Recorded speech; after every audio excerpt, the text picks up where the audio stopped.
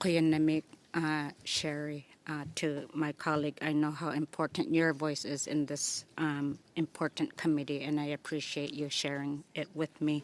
And thank you to the women veterans that may be in this room for showing your support, and especially to thank you both for appearing, and very specifically to Dr. Breek. I really hope that the committee takes your sixth comment in your submission very seriously.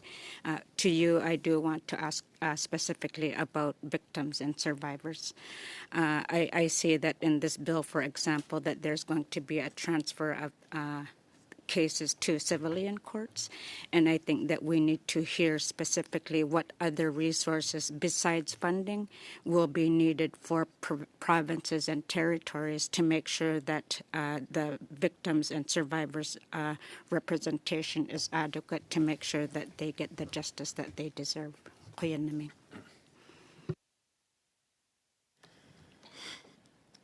It's a big question.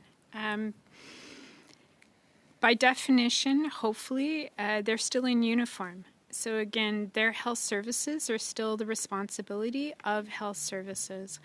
I personally am still someone that feels that it is our responsibility as uniformed health services to be doing as much as possible, still within the context of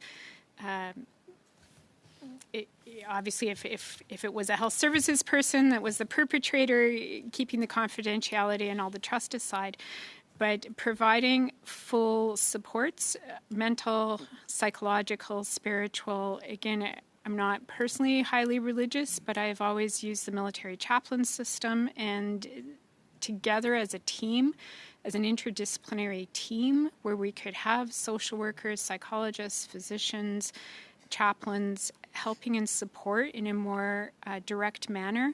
Sometimes when we keep saying it's somebody else's job, then nothing happens and people fall through the cracks.